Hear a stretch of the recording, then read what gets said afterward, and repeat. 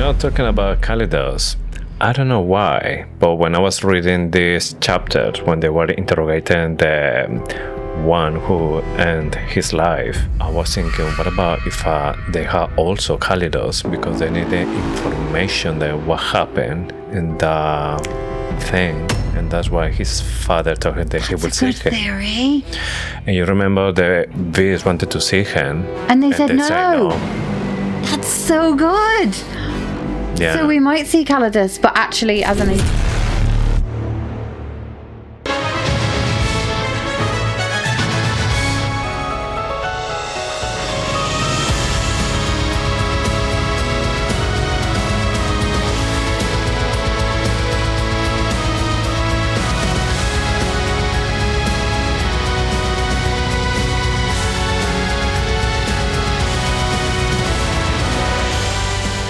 Hello and welcome to Faithfully Fantasy, the husband and wife podcast talking all things fantasy fiction. I'm JC. And I'm Sean. And today we'll continue our read-along of The Strength of the Few with the chapters 25 to 37. And just heads out, we might use strong language and explore adult themes. You can rest easy though that there'll be no spoilers from beyond chapter 37. Consider us your fantasy buddy readers. If you're enjoying the show, please take a second to rate us wherever you're listening. We're so glad so many of you are following along on Instagram, but we are also really trying to grow our YouTube following. We'd love it if you could pop over to our channel on YouTube and subscribe. It would be a great way to support the show and help us find more fantasy lovers to connect with. Okay then, let's dive into... Wait, what just happened? We open in Obertium, where Viz's grand plan to infiltrate Duat involves playing dead. The Gleaners dump him in a cavern like yesterday's recycling, and he orders his personal Gleaner to escort him somewhere safe. The Gleaner basically says, buddy, that is not how any of this is going to work. So Viz improvises, causes chaos, then run. Classic. He rescues an Eunctus, mid-transformation to Gleaner, Amos, and together they escape through a Mutalis-coated gate. This touches the Mutalis, which should melt him like a candle, but instead it just gives him a spicy little zap. He bends the bars open like some ancient Vetusian strongman, and they slip into Duat. Duat is divided into West, Euncti Central, and East, real-life, actual, living rich people. This, now going by Simon and Amos, search for Netikret, the mysterious fixer who once helped Jedef escape. A woman and her small daughter leads them through tunnels, across glowing green water, and into a locked chamber, where Vis realizes the woman is Netikret. She does not believe his story, so he does the sensible thing, imbues her scarab so he can stalk her later. Amos casually mentions she's an assassin for hire. Great. This summons an overseer he previously imbued, who Kool-Aid Man breaks the gate and corners Netikret. Impressed and probably a little terrified, she finally agrees to help. Meanwhile, in Res, Viz finishes his placement exam and is immediately confronted by Tertius Decimus, who demands he give up his Udicium title because missing an arm is bad optics. This declines, obviously, so Decimus challenges him to a chariot race, because nothing says mature political discourse like vehicular combat. This teams up with Equa. The race is chaotic, it's dangerous, and it's deeply unsafe for someone who only has one arm. But he uses adoption to steal Iroh's will mid-race, yeets himself out of his own chariot to avoid a fatal crash, and Equa crosses the finish line. Victory. Also, mild whiplash. Decimus grudgingly acknowledges him, Equa gets promoted to Quintus, and Catenicus becomes a Sextus, which he's fine with because he trusts her more than anyone. 2 months later, Emissa brings him to military's secret prison, where she demonstrates how they use ancient artifacts to temporarily revive the dead for questioning. This interrogates an Anguis attacker, confirms what he already knows, and leaves the man begging for mercy. Emissa asks if he forgives her. He says yes, but also no. Vis, Equa, Aidin, and Livia travel to Solivargus. Viridius slips trafficking cuffs on them for safety, obviously, but Vis and Equa ditch Livia, remove the cuffs using adoption, and sneak into the ruins with Dyago the alupi as their furry emotional support animal / tank. Inside, Vis touches the Aurora Columni again and immediately starts speaking ancient warnings like a possessed tour guide. The old Obitium is lost, do not open the gate, Synchronous is death, makes a dramatic comeback and Vis collapses. Over in Lyceum, Daglan, or Elvis. Well, that didn't for sound... the morning. Still alive, Newt. Oh, I shouldn't call him Elvis. I was calling him Ovis, Elvis. I didn't realise what it would sound like. Ovis, Arvis, and Elvis. Meanwhile, in Lyceum, Daglan, or Lyceum's version of Vis, fights Galchabar. Mid-duel, he channels the spirit of King Ronan's former champion, accuses Galchabar of treason, and passes out. Naturally. When he wakes, Galchabar has been exiled and shipped off to Loch Trainala for warrior training. He sulks through lessons until Tara, the camp's star fighter, ties one hand behind her back, wipes the floor with a man twice her size, and casually reveals she uses will. Daglan realizes he is once again the least mysterious person in the room. There is a lot going on this week. That took me ages.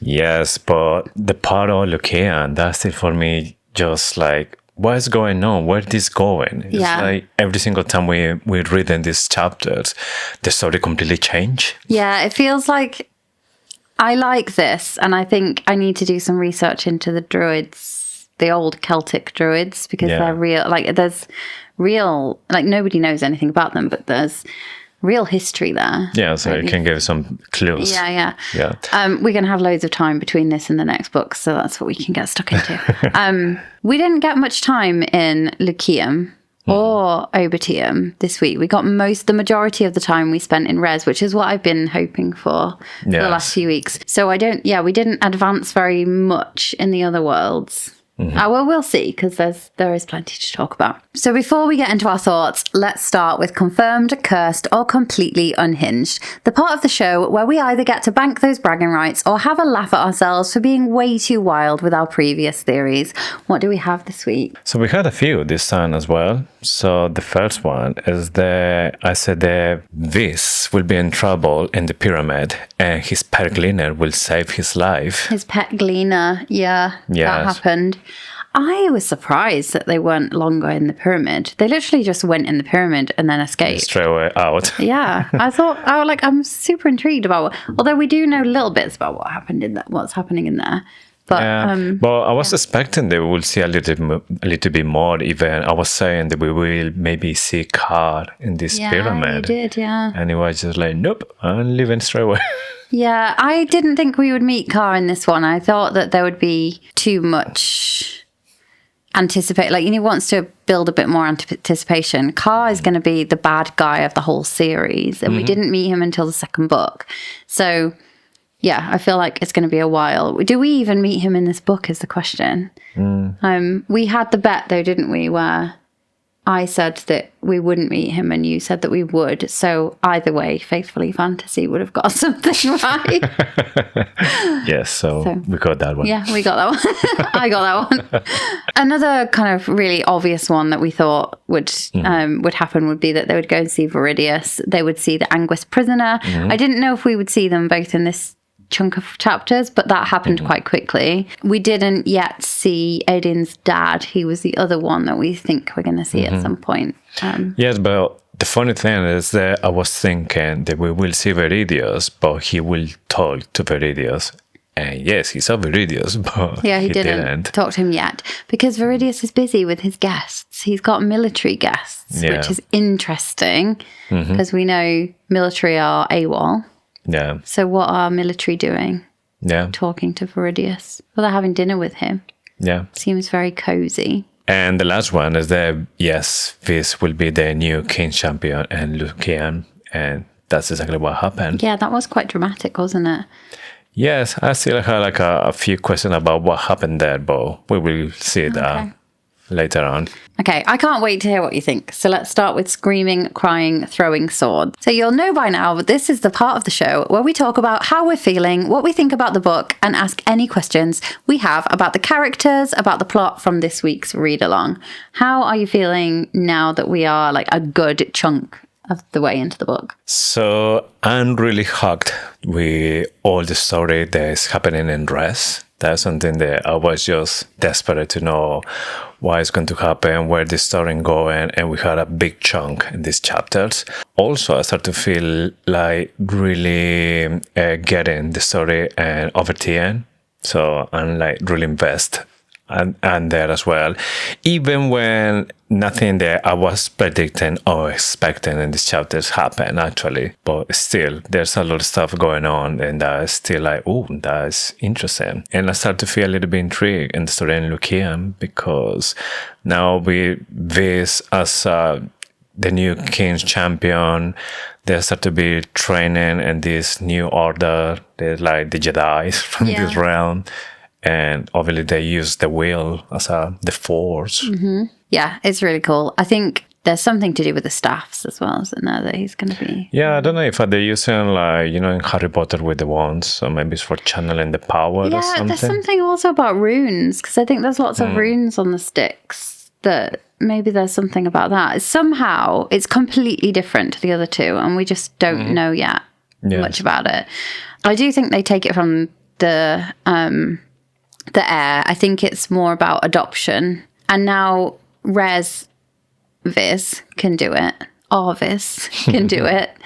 Maybe that will mean that Elvis can do it. Yeah, I like that one.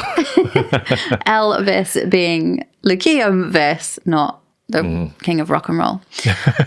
I loved this set of chapters, especially the chariot race. I absolutely loved it. I read that first and I was like, have you read it yet? Have you read it yet? And you didn't know what I was talking about. And then I said, like, when you've read it, you'll know what I'm talking about. Yeah. I wish it was a regular thing, you know, like Quidditch in Harry Potter, where they have different matches against different teams. I would love to read another chariot race, and I can't wait to see it in the movie. Although it's the second movie, so that relies on the first one doing really well as well. I love that the gang is back together. We've got a lot of time with Iqua this set of chapters, and I really loved that. I'm really getting attached to Iqua as a character, and I know I'm constantly drawing parallels with Harry Potter, and I've called her the Hermione, but she's needed. She's definitely needed in the bromance between Edin and Viz. I also I'm still loving how we're learning things through the 3 different versions of Viz. He told the story again of the tutor who said who will win in a fight between 2 men, and we already heard that story in Obertium, but we didn't hear it in Res.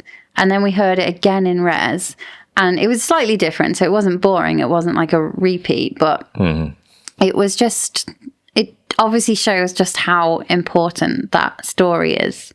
And I suspect, I know it's not theory time, but I suspect we'll hear it again from Elvis over in Lucium. It was also really emotional when we find out about a bit more about Calidus's death. I'm sure we'll talk about it. Yeah, that was really bad. Yeah, so I was basically like, all of that is to say that I loved the relaxed part with the friends. I loved the excitement of the chariot race. I loved the emotion of seeing the prisoner of the Anguis.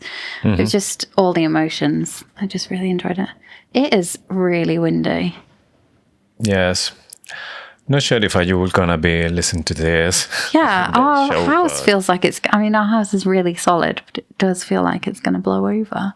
Yes, you can hear perfectly the wind just like crashing with the windows. I don't know how much of our fence will be left in the morning. Right, so anyway, who's your favourite character this week? It's gonna be Viz. So it reminds me a lot of this TV show from my childhood. It's called MacGyver, because you're watching it because you knew he would be in a lot of trouble, but you watch it because you want to know how he going to avoiding that trouble, or what's gonna be the way he will go to fix Did everything. you know he's going to fix it in the end? Yes, and it was always a really ingenious way to do it. So for me, when I was started to see all the stuff that was happening on Res, and he was coming with this solution, then in over TN as well, he had a lot of stuff. He was already thinking in advance what he's going to do. So I was yeah. I've never seen it. The only thing I know about MacGyver is that Marge Simpson's sisters used to watch it in The Simpsons. It's literally all I know about MacGyver. It was even in The Simpsons once. Yeah, it was. It was several times. They used to talk about it all the time. Not talking about it. The character was. Oh, was he? Yeah, it's really American. They kidnapped him, and the two sisters kidnapped him, and then he escaped, and then he went back to be kidnapped again. Oh, yeah. Oh, okay. Yeah, I remember that. I don't know anything about the actual TV show, though. Yeah, it was a 90s TV show. Yeah. But we didn't get much American. Well, we had Nickelodeon. We had Saved by the Bell. We just didn't have any grown-up TV. Yeah. My favourite was Equa this week. Her performance in the chariot race was amazing. She wasn't even bothered by the thought of taking part in this chariot race. She was just walking. Just yeah, we're going to do this and it's going to be fine. Mm-hmm. And the fact that she made Quintus and still basically vowed to help him is get to the bottom of what happened to Calidus and what's happening with the ancient ruins. That's big because she is actively working against the hierarchy. Mm-hmm. And she is now a Quintus. That will be, if she gets found out, that would be game over. I mean, it would be game over for everyone, wouldn't it? But still. Yes. Also, she had a really good moment with this when they were in the island and they started to see all the stuff that's going on there. Yeah. So, yeah, totally I get it. Why should? Yeah. Okay. What were the Ovek or rotting gods moments or just the things you wanted to talk about this week? I would say everything that happens to go inside the pyramid. All the plan just to go inside with this cleaner and how he was controlling made it. into a kebab and carried into the pyramid. Yeah. Yeah. I thought the whole thing was insane as well. I said it at the beginning though, I would have liked a bit more time in the pyramid to explore, but super interesting. So we know that the pyramids were part of a transformation. Mm-hmm. So there were prisoners in there. There were a Yuncti that were being turned into gleaners. And it's interesting how the pyramids in Egypt, and we've spoken a bit about this each week actually, how Obertium is modelled on ancient Egypt. And the pyramids, we don't really know what else they might have been used for. There's so many conspiracy theories around the pyramids. But what we do know is that it was part of the transformation from the life into the afterlife. Mm-hmm. And that is, I think, what we see a bit of here, is that obviously it's a transformation. Yes, this person is already technically dead. They're being transformed into something else, into a gleaner.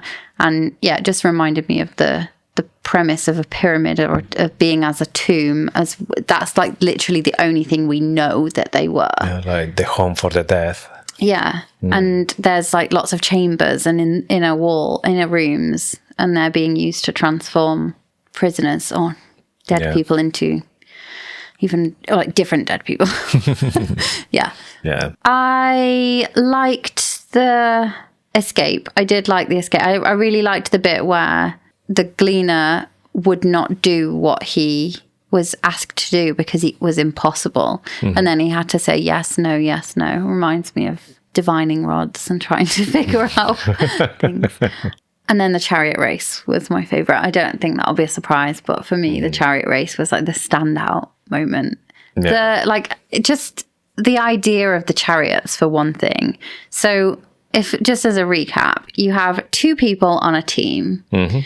Each chariot is basically the cart part, so a tiny semicircle thing which only has enough space for one person to stand on. Mm-hmm. And then instead of a horse, it has a stone, a wheel.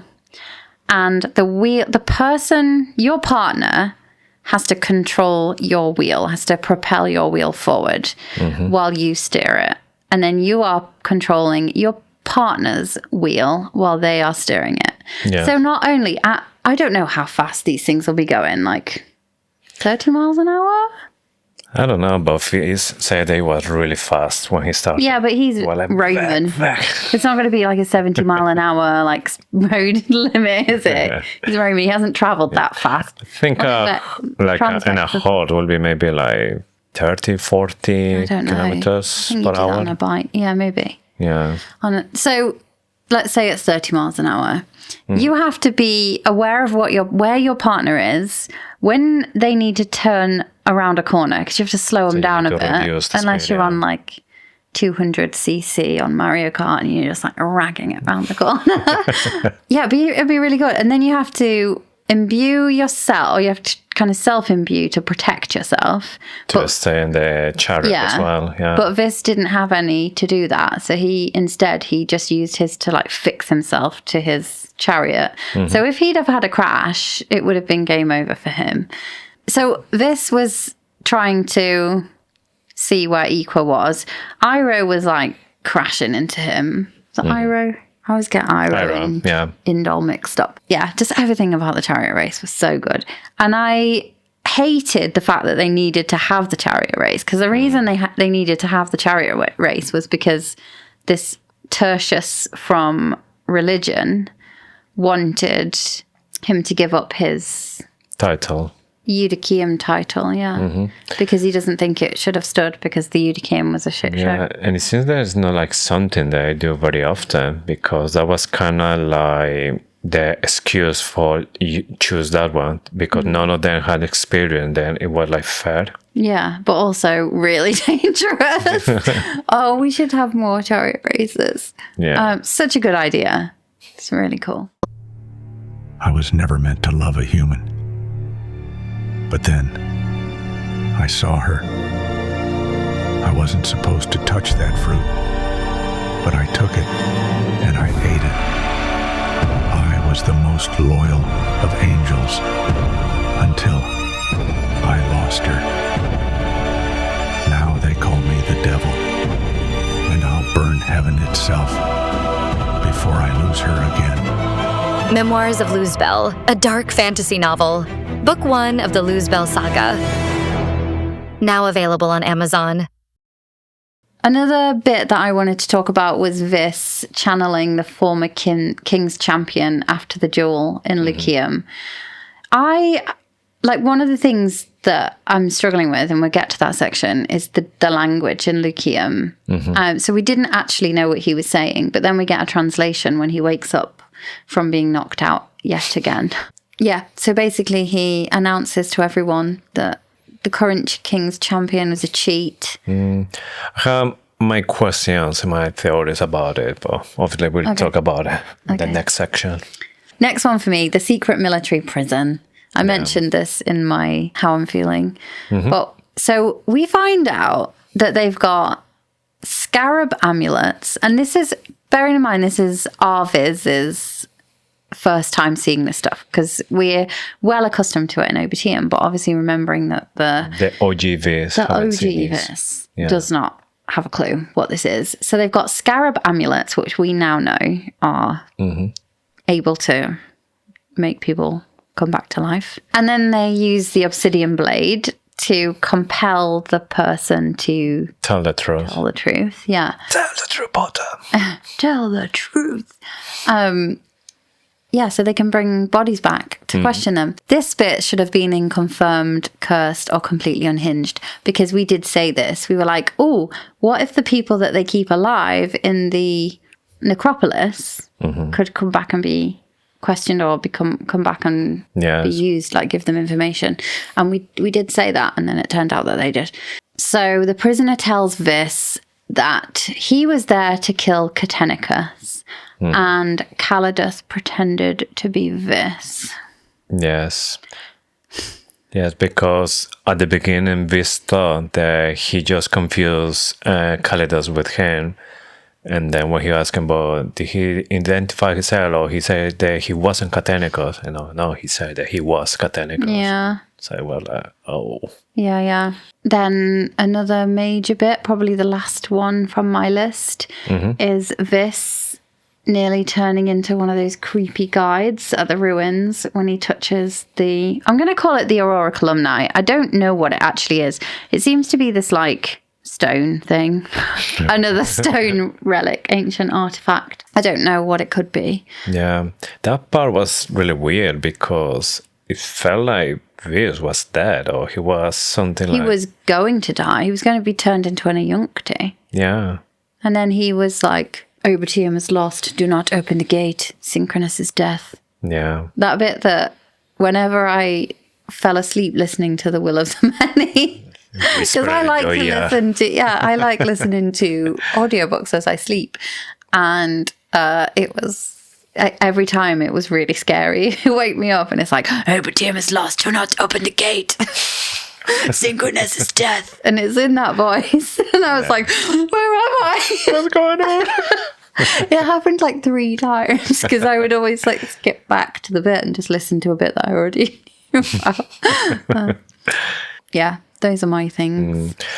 For the last one that I have is the Dyago, the alupi, is back. Oh, yeah. But it was weird as well because, yes, he's like, remember this and all that kind of stuff, but then there was some moment there I didn't know why the alupi was like against the... Doesn't like it when they're using will. Yeah, that was like, okay, so obviously it's a clue, but what does it mean? I think it's got something to do with Lyceum. It has to. Yeah. I got some theories about it as well, so... I am starting to get one now. I have hardly any theories this week, so you're going to be carrying us this week, because I was just like in love with the chariot race. I just couldn't really think of anything else. Yeah. Okay. Is there anything you're struggling with? Yeah. So still a little bit with the switching worlds so quickly, especially when I'm listening to the audiobook, because I like to do both. I like to have the audiobook and I like to have the book. They should have said in the audiobook, Chapter X, Lyceum, or Chapter X, I, like Chapter 11, Obertium. You know, they should have said that, or because there is a symbol at the top in the book. So, you know, as soon as you learn the symbols, which are really easy to learn, you know where you are. And the chapters start with like some vague quote from this, and you're just like, I don't know where I am. Yeah, so I don't know which one. I don't know whether I'm imagining someone with half an arm, one arm, no arms. Like it doesn't matter, the arm thing, but like, yeah, it takes a little while to like figure out who is it and where we are. Yeah, the physical book is fine. So when I'm reading the physical book, it's fine. It's just I don't know why they didn't do that in the audiobook. It's really annoying. Yeah, I know. Normally when I take the dog for a walk and listen first before even touching the book, and yes, it took me like maybe 2-3 minutes until I like, oh, okay, we're in Obertium. Yeah. Like, give me like a clue or something. Sometimes it's obvious because it's like, and I looked at Sea-Raw, and you're like, okay, it's fine. It's an like that, but when he's just like talking about the past, when he's talking about his tutor back in Seuss, and they're talking, you just have no idea where you are. Yeah, this is probably really obvious for people who've read the book, but I just want to get your opinion and clarify it for me, because I was a bit confused. The Anguis seem to be split into 2 factions, right? So you've got Reliquia, and you've got the ones that pledged their allegiance to Esteban or Melior, who ended himself. Well, you don't believe he did, but well, yeah, the official version was the Catenicus was the one who ended him. Yeah. And then there's a load of the Anguis who pledged themselves to him, and then they wanted to end Catenicus. They want revenge, basically. Yeah. So Reliquia was trying to get Vis to spy on the military meeting in Seuss in The Will of the Many. Is that because this whole attack was planned by the other part? The attack on the Eudochium Was that planned by the other part of the Anguis? And Reliquia didn't actually know much about it, and she was genuinely trying to find out about it.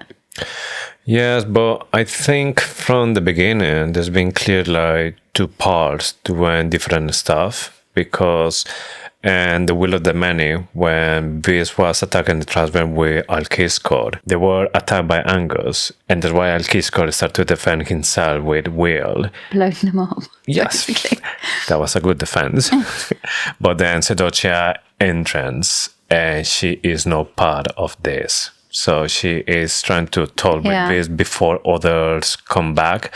So for me, it was clear from the beginning that maybe we have people, like a special group, they are the one who are doing all the intelligence or all this like complex stuff, like Relukia with this, and then to Zeus to spy military or all this kind of stuff.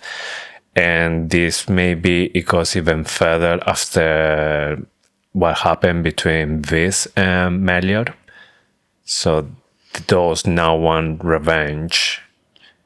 And do you think they're maybe working for the concurrents?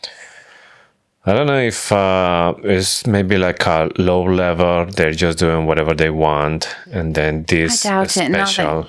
But for me, it feels like they might be the working for the concurrents. But it makes sense now that they might want to attack Viz if they were to know that he was synchronous.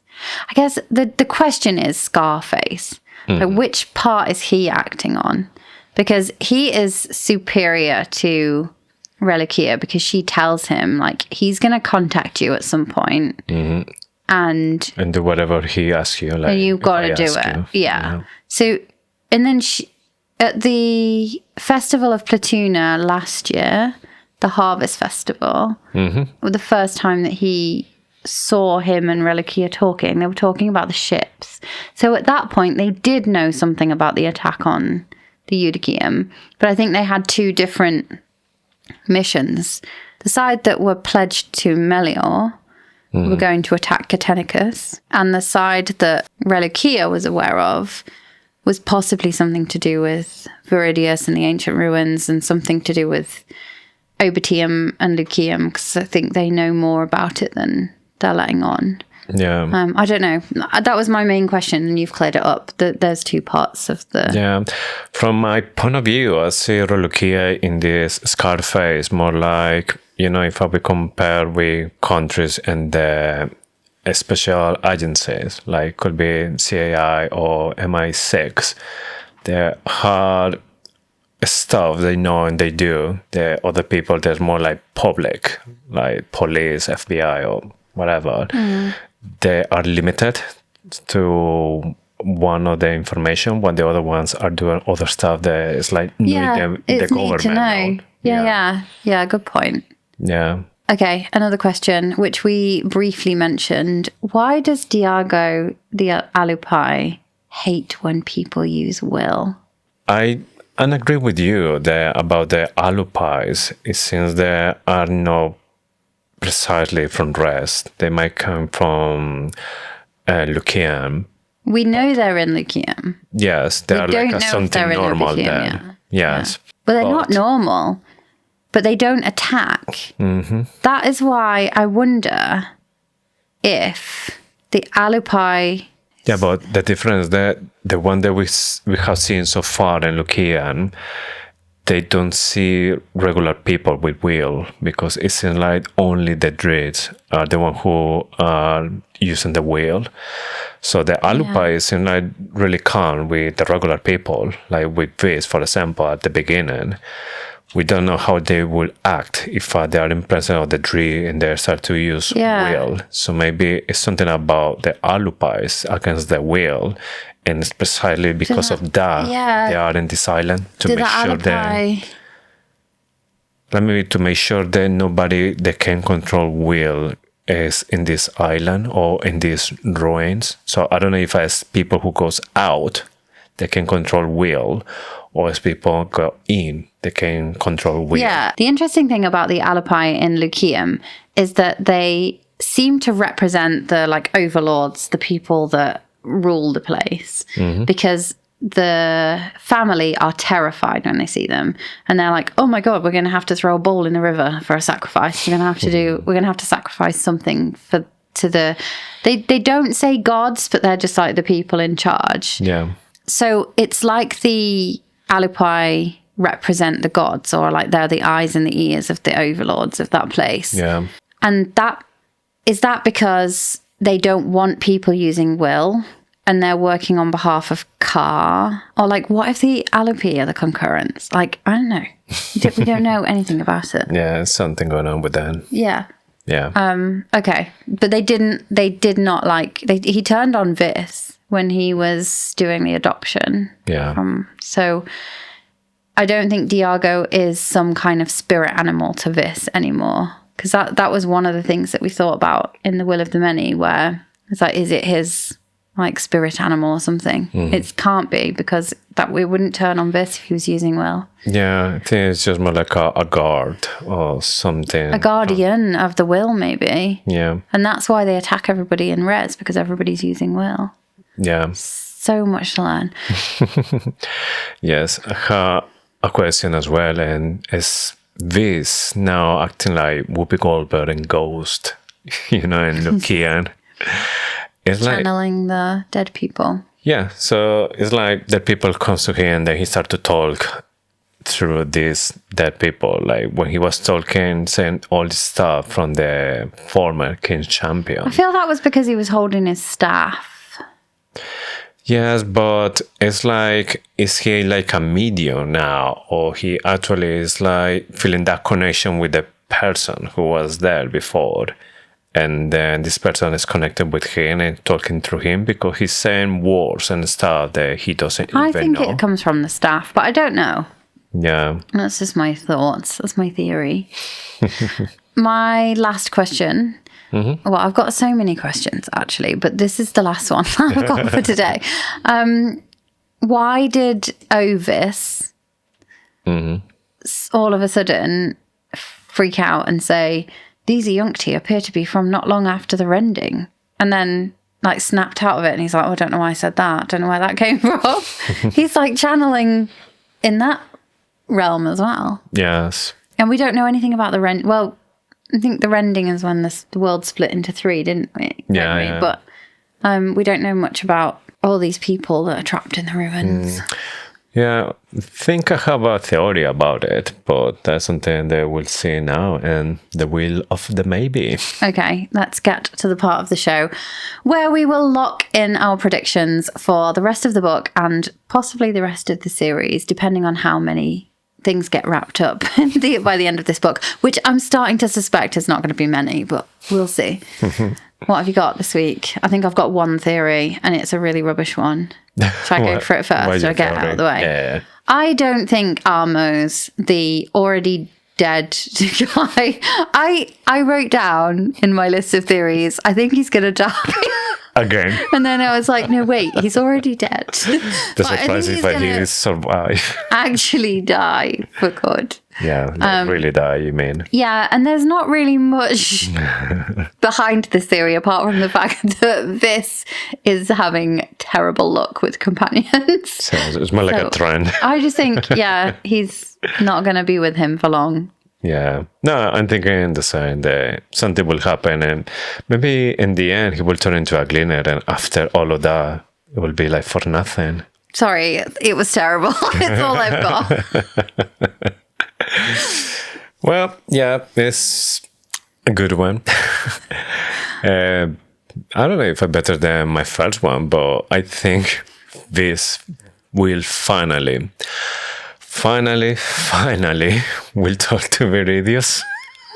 That's not a theory. That's a foregone conclusion. Yeah, but I've been saying this for like basically since we started. Oh, you mean in the next chunk of chapters? Yeah. Okay, because obviously he's going to before the end of the book. Well, yeah, so I've been saying from the beginning that he will talk to Viridius at something. Yes, yeah. So finally.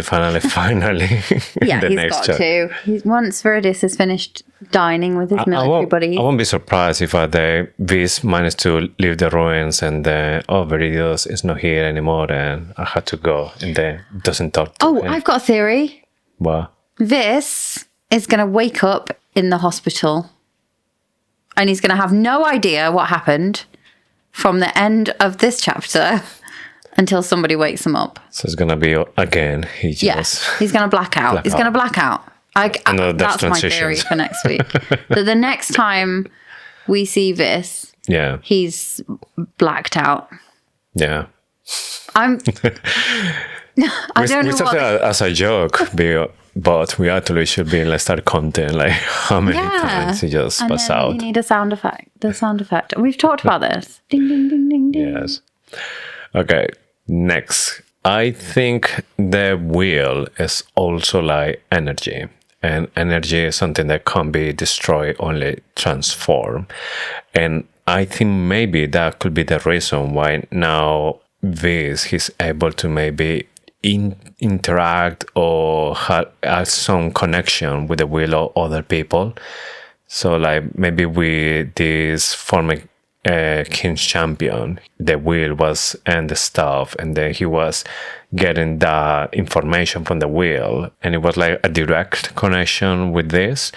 So if that is possible, that might explain why he saw his father when he was in the hospital, because maybe he can now, like we were joking about it, like see dead people, but what about if it's the wheel of the people, even the dead ones? Yeah, maybe like that. Oh, and his dad said he would see Calidus again. Yes, that's another theory that I have as well. Yeah. We'll see it one way or another one. Yeah, and he could see him through something that Livia... Oh, in the next set of chapters, they might go to Calidus's bedroom and get the papers that were there. And then maybe when he interacts with the papers or the... Yeah. You know, talking about Calidus, I don't know why, but when I was reading this chapter, when they were interrogating the one who ended his life, I was thinking, what about if they had also Calidus, because they need the information that what happened in the thing, and that's why his father told him that he would see him. Theory. And you remember the Bees wanted to see him, and they said no. That's so good. Yeah. So we might see Calidus, but actually as an Ayuncti. Yeah. With an obsidian blade. Oh my god, that would be really bad. Yeah. But also really good. That's such a good theory. Yeah. Yeah. Then another theory, but more like a soft one and maybe not that much like surprising by this point. But I think that Livia and Eden will end together. Livia and Eden, yeah. They start to and then you'll have like Ayuncti Calidus being like, not my sister. That'll be good. Yeah. Some light entertainment from a reanimated corpse. Yes. Yeah, I liked that bit. Eden is so clueless. And it might be that they made it all up. It might be that Iqua, because Iqua and Vis wanted to go together. Like Iqua is Vis's like partner in crime now. Yeah. Forget about Emissa. There's no romantic involvement between Iqua and Vis. That's quite clear. But yeah, Emissa is dead to me now. I don't think she can. I just don't feel like we learned a bit more, didn't we? Yeah, the reasons and what she knows as well. Yeah, but I just didn't really. I don't like her enough as a character anymore. It's not just because she attacked Vis. It's also just because of the way she's working with Viridius, but she doesn't really want to, and she's. I don't know. There's some weirdness going on there. Mm-hmm. Just get like.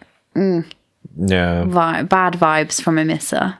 Yeah, I think at this point she is not in a good position for the eyes of the reader.